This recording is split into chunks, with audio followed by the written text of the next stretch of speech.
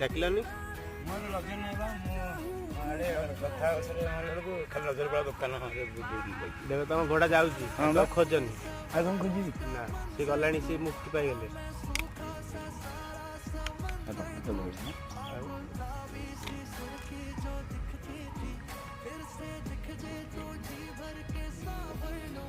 ବାଦଲ ବିଷୟରେ ବି ପଢ଼ୁଥିଲି ପେପରରୁ ଆଜି।